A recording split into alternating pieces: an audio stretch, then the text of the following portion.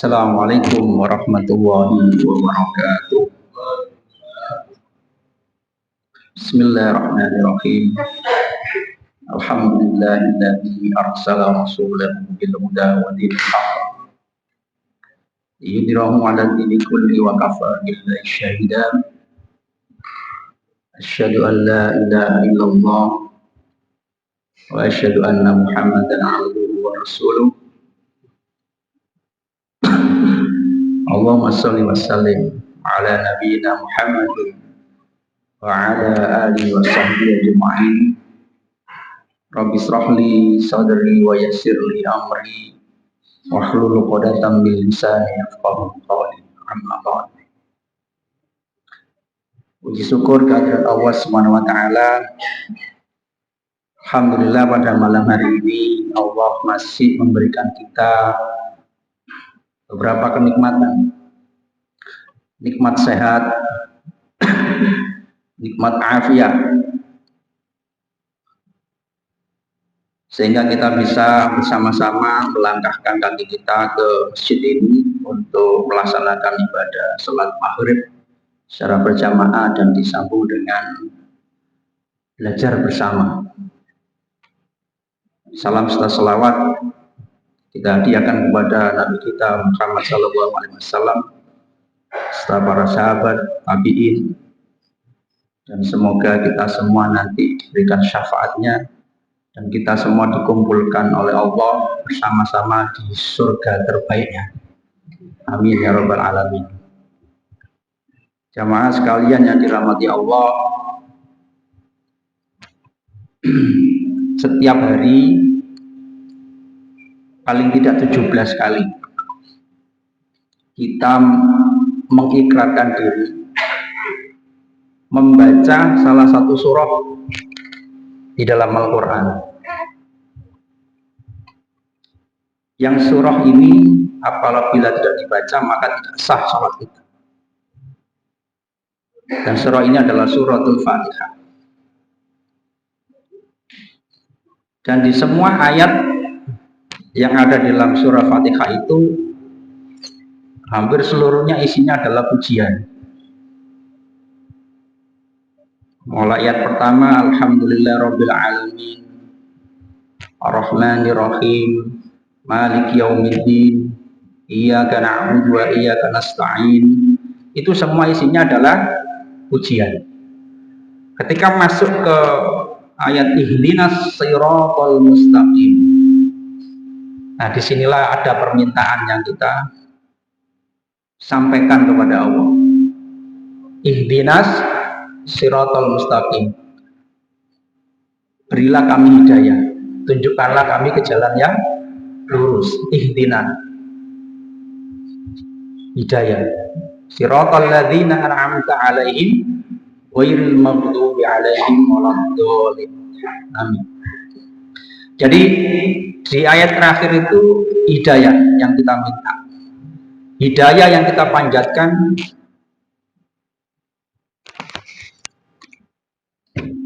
yang kita panjatkan kepada Allah. Kita minta diberikan petunjuk, kita minta diberikan hidayah. Dan sebagaimana kita ketahui, hidayah ini tidak akan diberikan sembarangan oleh Allah kepada hambanya kecuali yang dikehendakinya. Jadi untuk mendapatkan hidayah itu tidak serta-merta semua kita itu bisa mendapatkannya, tidak. Allah yang punya hak untuk memilih siapa di antara kita yang diberikan hidayah. Dan kalau kita berbicara tentang hidayah, hidayah itu kan ada dua menurut para ulama. Ada hidayatul arsyad, ada hidayatul taufik. Jadi kalau kita bicara hidayah al-irsyad itu artinya petunjuk yang berupa tulisan, nasihat, catatan, atau wahyu, Al-Quran atau hadis yang kita baca. Nah itu hidayatul irsyad atau hidayatul lisan. Yang kedua adalah hidayatul taufik, atau para ulama menyebutnya hidayatul qalbi. Jadi petunjuk yang diberikan kepada Allah melalui hati kita semua. Dan sekali lagi, siapa yang diberi hidayah qalbi ini, maka Allah akan membuat hatinya itu lapang, membuat hatinya itu terasa ringan dan mudah untuk melakukan semua ibadah. Nah, itu hidayatul qalbi atau hidayatul taufik.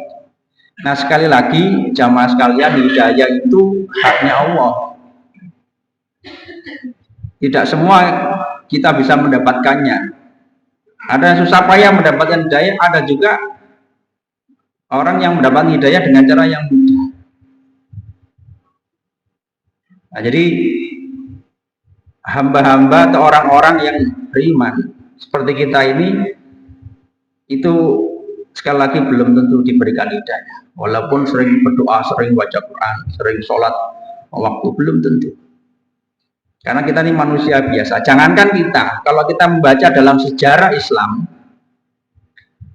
para nabi atau rasul pun itu tidak bisa memberikan hidayah. Ambil contoh, misalkan Nabi Nuh. Nabi Nuh tidak bisa memberikan hidayah kepada anak dan istrinya. Nabi Nuh punya 4 anak. 1 istrinya yang diceritakan dalam sejarah Islam yang kita insya Allah tahu semua. Tapi 1 anak yang bernama Kan'an itu dan istrinya dan ibunya tidak mau mengikuti nasihat dari Nabi Nuh. Walaupun beliau adalah seorang rasul awal. Tidak bisa, karena ini urusannya Allah. Dalam sejarah kan dikisahkan ketika seluruh umatnya Nabi Nuh diminta untuk masuk ke dalam atau masuk ke dalam kapal. Ini kapal yang salah satu mukjizat yang diberikan Allah kepada Nabi Nuh untuk masuk agar nanti supaya apa? Terhindar dari banjir bandang, air bah. Itu anak dan istrinya tetap nggak mau. Padahal diceritakan di situ kan hujan lebat. Kemudian seluruh sumber air itu dimuncratkan oleh Allah dengan deras. Maka bertemulah 2 titik air ini, 1 dari bumi, 1 dari langit. Lebat hujannya. Dan dicampur badai plus angin topan. Kita bisa bayangkan seperti apa. Kalau lautan aja atau selat misalnya, kalau kita nyebrang dari mana itu Pasir ke Penajam dari ke IKN itu kan harus ada jalan darat, ada jalan laut. Itu kalau pas anginnya besar, gelombangnya besar, ombaknya seperti apa? Yang kita saksikan beberapa hari kan kejadian kapal tenggelam di Selat Bali seperti itu kan, gelombangnya seperti apa? Nah, di dalam cerita Nabi Nuh itu gelombangnya dahsyat dan tingginya itu sudah melebihi bukit dan gunung. Jamaah sekalian kalau dibayangkan ya, kalau jamaah sekalian ada yang pernah ke Arab, ke Mekah, kalau lihat bukit-bukit itu kan tinggi-tinggi itu, gunung juga tinggi-tinggi. Nah, itu melewati itu airnya itu. Nah, ketika sudah air itu mau melewati gunung, Nabi Nuh mengajak anaknya, irkab ya bunaya, irkab ya ma'ani, ayo sini ikut bersamaku untuk masuk ke dalam kapal. Tapi tetap Kan'an itu dengan sombongnya ya mengatakan sa'awi ila jabalin ya'simuni minal ma'. Enggak, aku nggak mau ikut. Aku akan pergi naik ke atas bukit itu, naik ke atas gunung itu, dan aku akan berlindung dari kejaran air bah. Jadi Nabi Nuh berkali-kali mengajak anaknya, berkali-kali mengajak istrinya dan umatnya yang lain, tapi mereka menolak. Anak yang sangat dia cintai pun, yang beliau cintai pun nggak mau ikut. Nah, sekali lagi hidayah itu milik Allah, bukan milik manusia. Sekali berrasul saja Nabi Nuh tidak bisa memberikan hidayah. Nah, sehingga dalam cerita itu akhirnya kan tenggelam. Umatnya Nabi Nuh, anaknya, istrinya yang nggak mau masuk ke dalam kapal akhirnya tenggelam juga. Nabi Nuh bersedih dan itu manusiawi. Nabi Nuh sempat berdoa, ya Allah, katanya engkau janjikan keselamatan kepada seluruh umatku. Tapi faktanya anaknya yang bernama Kan'an dan istrinya dan umat yang lainnya akhirnya tenggelam, mati. Itu takdir terakhirnya. Sehingga Allah pun mengingatkan Nabi Nuh, qala ya Nuh innahu laisa min dzalik. Wahai Nuh, sesungguhnya mereka itu bukan lagi keluargamu yang dijanjikan keselamatan. Tidak lagi. Nah, sekali lagi ma'asyiral muslimin, muslimat, jamaah sekalian, kalau kita bicara hidayah, sekali lagi hidayah itu haknya Allah. Hanya hamba yang dikehendakinya saja yang akan diberikan hidayah. Bukan kuasa manusia. Ini kisah Nabi Nuh. Contoh yang kedua, Nabi Yakub. Nah, ini ceritanya Nabi Yusuf kan. Yusuf ya, punya saudara Bunyamin, punya saudara kakak-kakaknya 11 orang. Nah, sekali lagi Nabi Yakub juga tidak bisa memberikan hidayah kepada 11 anaknya yang akhirnya mencelakai adiknya, yaitu Nabi Yusuf. Nah, ini Nabi. Atau kalau kita bicara secara Islam, Nabi kita sendiri, Rasulullah Muhammad Sallallahu Alaihi Wasallam. Kita tahu paman Nabi yang bernama Abu Thalib adalah paman yang sangat setia, yang sangat mencintai Nabi Muhammad. Pokoknya penolong lah, pelindung Nabi selepas kakeknya meninggal. Maka Abu Thalib yang menjaga Nabi. Nabi Thalib tiap hari mendengar kisah wahyu turun, mendengar nasihat yang selalu dihujahkan oleh Rasulullah kepada para sahabat. Bahkan Abu Thalib menyaksikan mukjizat yang dimiliki oleh Nabi Muhammad. Tapi sekali lagi berkali-kali ditawari oleh Rasulullah untuk bersyahadat, tetap menolak, nggak mau. Bahkan dikisahkan Abu Thalib itu bergumam, andai aku tidak ingat celaan kaumku, aku pasti sudah masuk ke agamamu, wahai Muhammad. Nah, sekali lagi, sekali Rasulullah Muhammad SAW tidak bisa memberikan hidayah. Nah, sekali lagi yang perlu digarisbawahi adalah hidayah itu hanyalah milik Allah yang diberikan kepada hambanya yang dikehendaki. Maka kita manusia tidak bisa ya memberikan hidayah, sekali Rasul Nabi ya.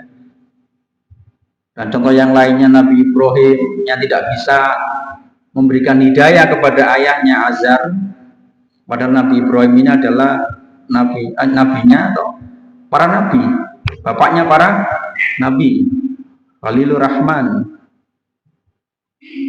Tapi nggak bisa memberikan hidayah.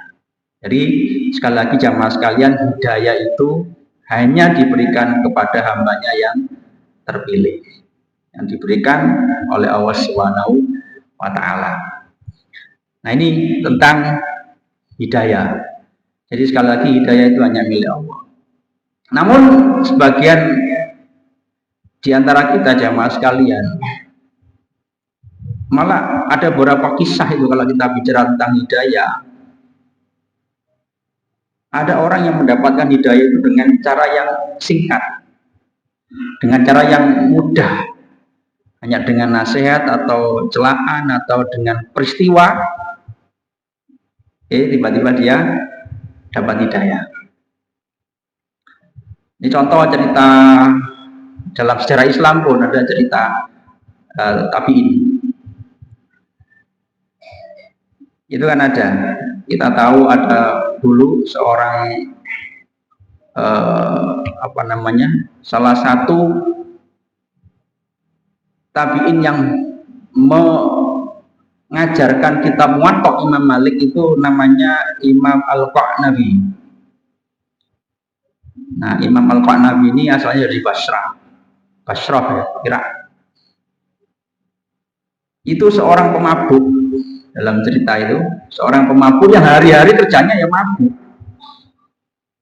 Nah, satu hari dia janjian dengan para sahabat-sahabatnya untuk mengadakan pesta miras, pesta untuk minum-minuman keras. Sambil menunggu para kawan-kawannya datang, Pak Nabi ini ya minum sendiri, minum sampai teler, sampai betul-betul mabuk, ngomongnya ngelantur. Sehingga singkat cerita, ketika dia sedang mabuk di teras rumahnya, dia melihat pemandangan, ada sosok yang dia nggak kenal. Ini orang asing kayaknya lewat sini. Yang di belakangnya banyak kafilahnya, banyak pengikutnya yang mengiringi di belakangnya. Maka melihat pemandangan itu, kok Nabi ini penasaran dan muncul ide jahilnya. Ya, namanya orang teler, akhirnya mendekati rombongan itu. Dan sambil mabuk, teler itu kayak kita bayangkan kalau orang teler jalannya kayak orang sempoyongan, sambil ya ngomel-ngomel dan karuan, dan dia mencegat rombongan itu. Sehingga salah satu kafilah itu maju ke depan dan mengingatkan kok Nabi ini, ya fulan, tolong jangan cegat perjalanan kami, jangan cegat pemimpin kami. Memangnya kenapa? Kata kok Nabi, itu kan urusanku, ini wilayahku. Kemudian salah satu pengikutnya bilang, ini ulama, tolong jangan ganggu dia dan jangan juga ganggu kami sedang ada perjalanan. Nah, oh, ulama katanya kok Nabi. Kalau benar memang kamu ulama, berarti kamu ini banyak hafal hadis. Nah, kata kok Nabi. Jadi ini orang teler, tapi masih bicara hadis. Kalau memang kamu ulama, tolong bacakan kepadaku satu hadis, kata kok Nabi. Dengan teriak-teriak dan bahkan dia mengundus pedangnya. Maka yang dicegat ini namanya Imam Syu'bah, seorang ahli hadis. Melihat pertanyaan dan ancaman dari Nabi itu, kemudian dia menjawab, ya fulan, aku tidak pantas membacakan hadis di depan kamu yang sedang mabuk. Mendengar jawaban itu, kok Nabi ini langsung marah. Yang awalnya memang sudah marah, tapi semakin marah karena Imam Syu'bah ini tidak mau membacakan hadis kepadanya. Maka pedang itu tadi yang dia unus dikalungkan ke lehernya. Tolong bacakan sekarang. Kalau tidak kamu bacakan hadis kepadaku sekarang, aku penggal kepalamu. Nah, mengalami ancaman seperti itu, dia seorang imam besar, ahli hadis, dia tenang saja. Ya, akhirnya dibacakanlah satu hadis. Ini kan unik jamaah sekalian. Orang mabuk minta dibacakan hadis. Nah, kalau orang-orang sekarang kan orang mabuk paling diingat kan yo. Namanya tidak karu-karuan. Ini mabuk masih ingat hadis dan minta dibacakan hadis. Sehingga singkat cerita dibacakanlah satu hadis. Jadi yang terjemahnya adalah, jika kamu tidak punya rasa malu, maka lakukanlah sekehendakmu. Nah, kata Imam Syu'bah. Idalam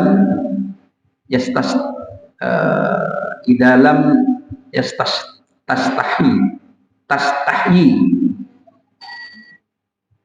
fasna lima syi'ta. Nah, kurang lebih seperti itu kalau tidak salah teksnya. Tapi terjemahannya, kalau kamu tidak punya rasa malu, maka lakukanlah sekehendakmu. Nah, mendengar satu hadis itu dibacakan, kok Nabi ini langsung terdiam. Pedang yang ditempelkan ke lehernya Imam Syu'bah tadi tiba-tiba langsung lepas, bergetarlah hatinya kok Nabi ini, dan dia runtuh pedangnya. Hanya satu hadis yang dibacakan oleh Imam Syu'bah. Maka singkat cerita, setelah kejadian itu, kok Nabi ini akhirnya pamit ke orang tuanya. Mulai hari ini aku bertobat.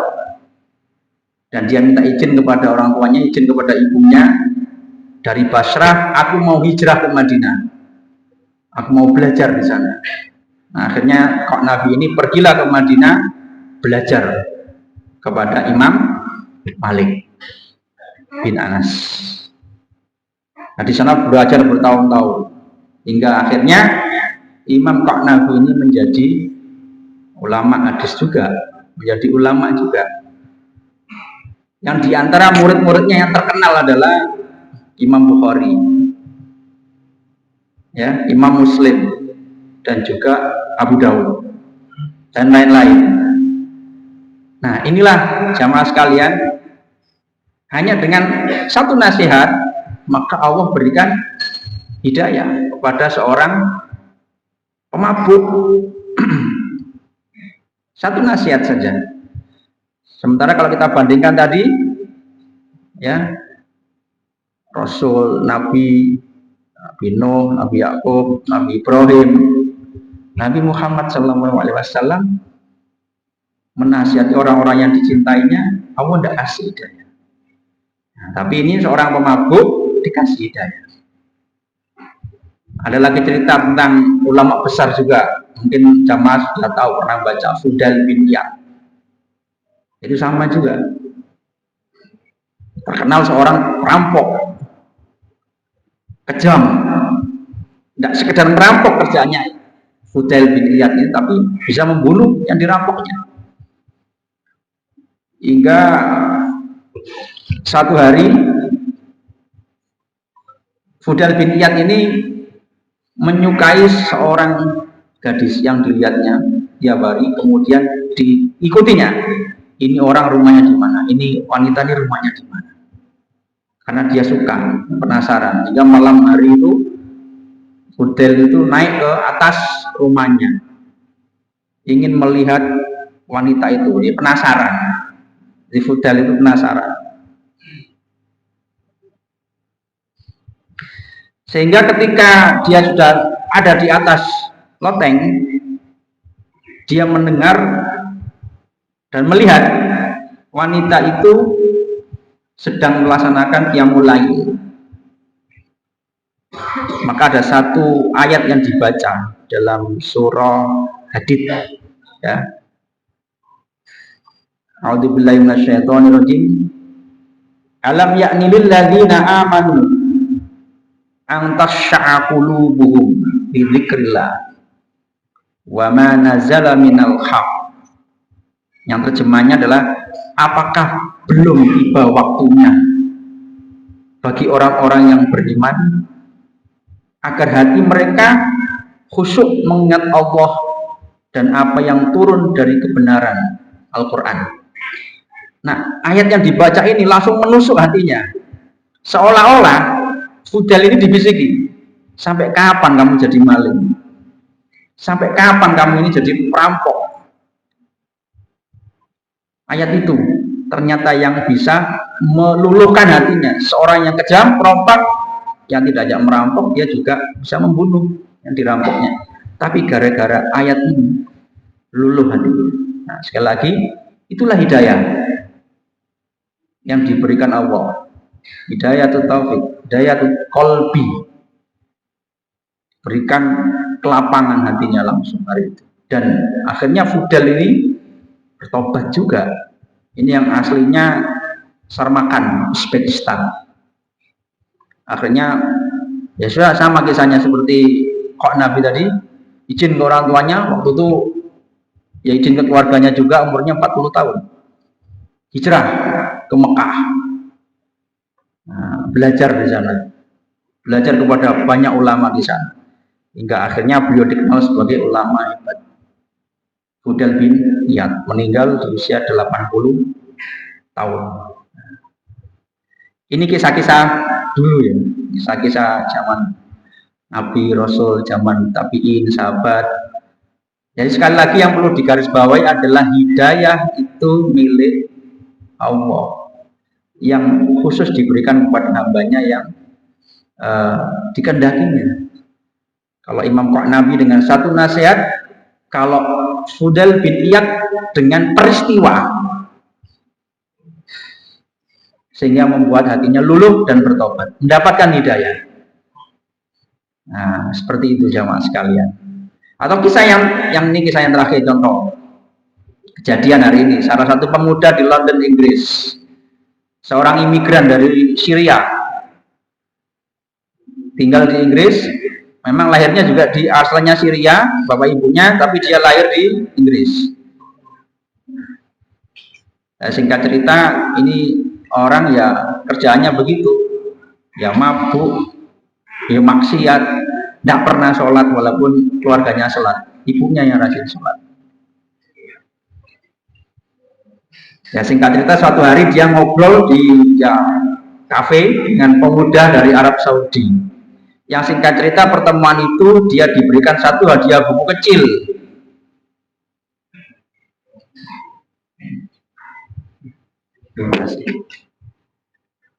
Diberikan buku kecil, isinya adalah buku panduan zikir atau fadilah-fadilah zikir.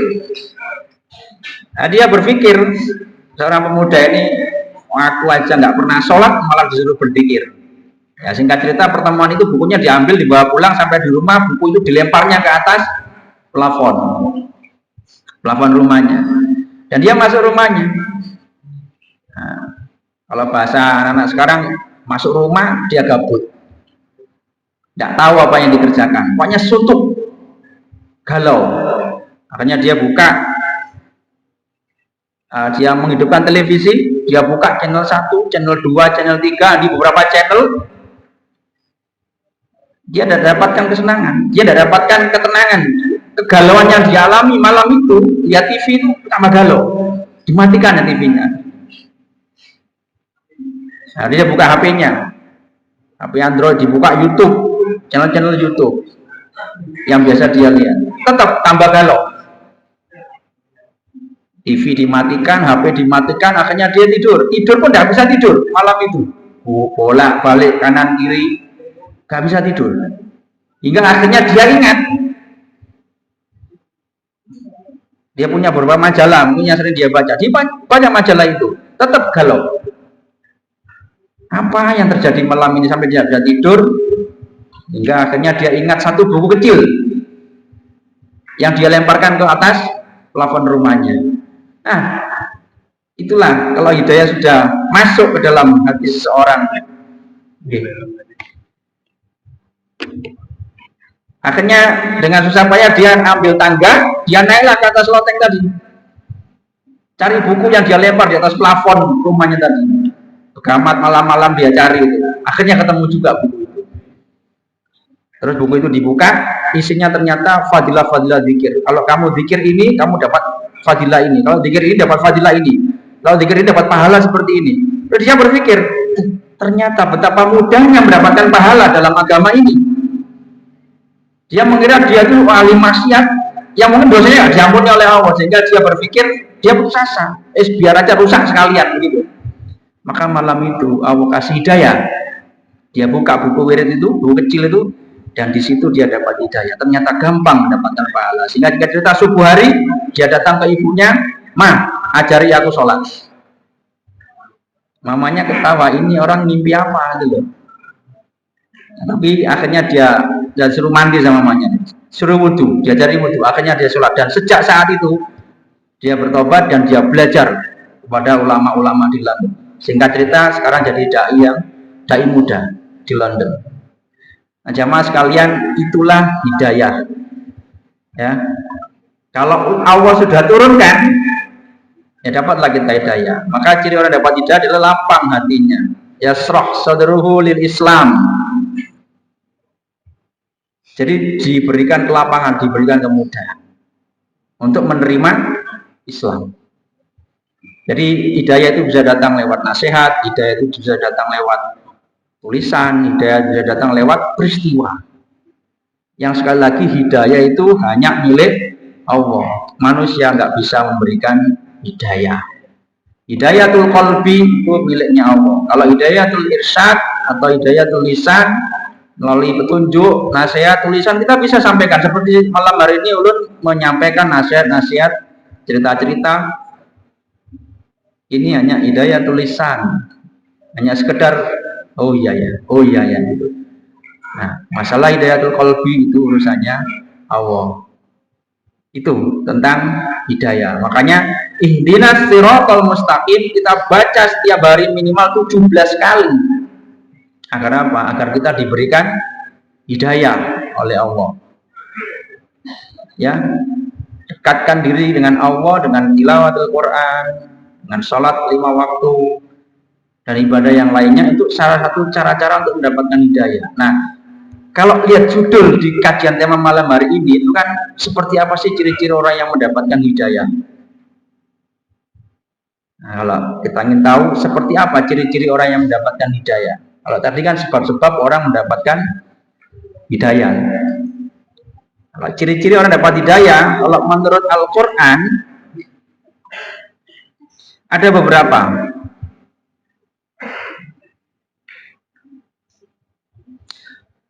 Jadi ada salah satu surah di Al-Quran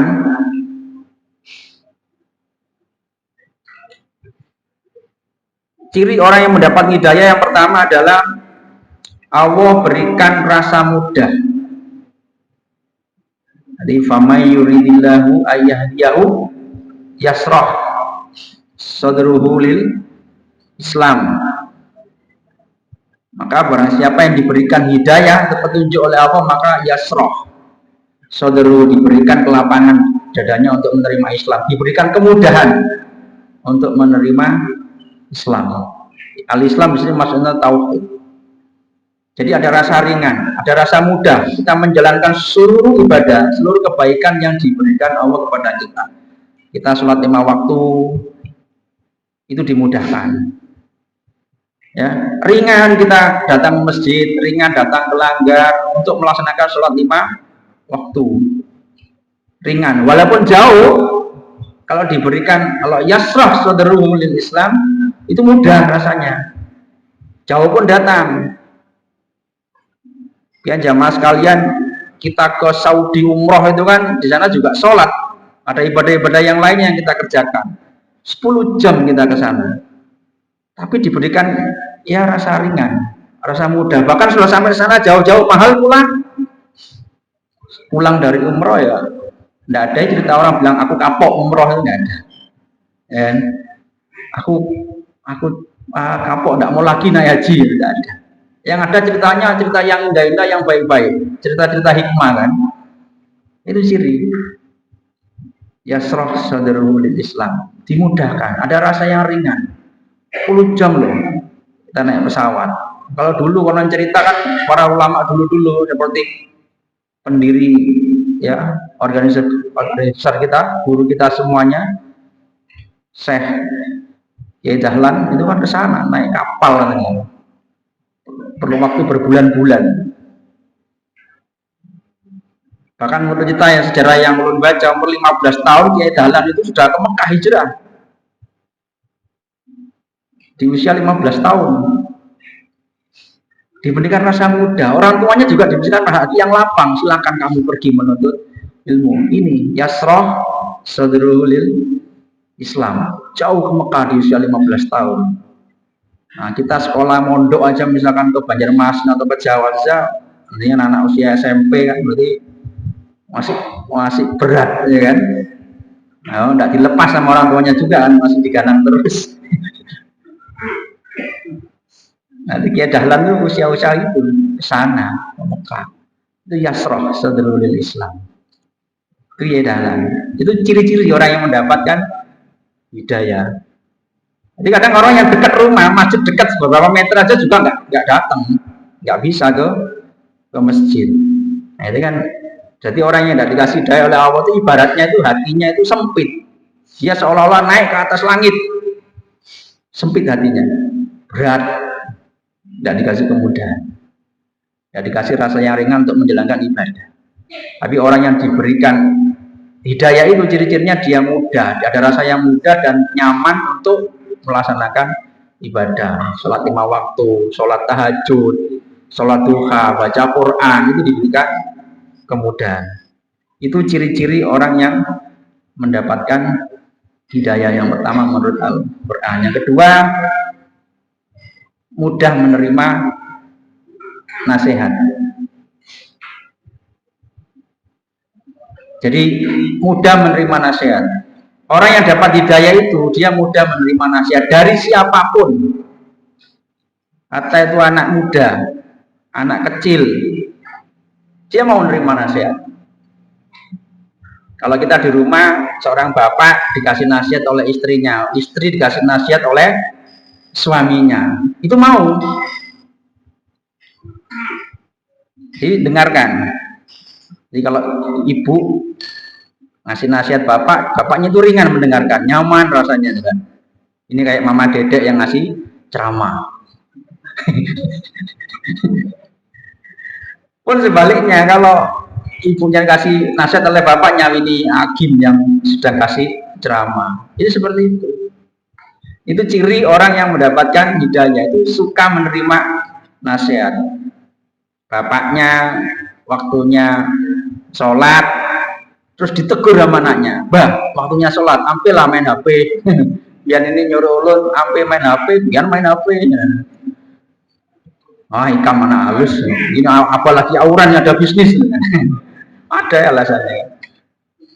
Tapi kalau orang yang dapat hidayah itu senang nasihat, anak kecil pun anaknya sendiri ngasih tahu, dia senang malah. Nah, itu ciri orang yang mendapat hidayah. Kalau di kantor dikasih ya nasihat oleh atasannya, dikasih nasihat oleh teman sejawatnya, itu mau dia. Nah, makanya orang yang mudah menerima nasihat itu adalah orang yang ciri-ciri orang yang mendapatkan hidayah. Seperti itu. Jadi kalau diberikan qaul fayattabi'una ahsana, diberikan nasihat fayattabi'una ahsana, dia cerna itu, dia timbang, oh ya ini ya jujur, fayattabi'una ahsana, dia ikuti ya benar. Ulaika hadahumullah, itulah orang-orang yang mendapatkan hidayah, wa ulaika hum ulul albab. Ini di surah Az-Zumar. Nah, itulah orang-orang yang mendapat hidayah dan mereka itu orang yang cerdas. Ulaika hum ulul albab. Maka kata Imam Al-Ghazali, orang yang menerima nasihat itu ibarat dalam bajunya, ini dalam baju kita ini ada kalajengking yang beracun atau ular yang beracun. Nah, kalau orang ngasih nasihat itu ibarat kita ini sedang dinasihati, itu di baju pian ada ular yang beracun. Nah, kalau dia nurut, ya selamat. Nah, tapi kalau dia nggak nurut, orang ngasih nasihat ya udah celaka itu, bisa digigit beracun. Kalau cepat dapat pertolongan, alhamdulillah. Kalau enggak ya jiun, begitu kan? Orang sini bilang jiun ya lagi. Nah itu orang yang menerima nasihat. Nah dulu dalam kisah Nabi pun pernah ketika perang Khandaq. Nah, waktu itu kan pasukan Islam, pasukan Muslimin itu kan 3.000 jumlah pasukannya. Kaum kafir Quraisy itu 10.000, nggak imbang.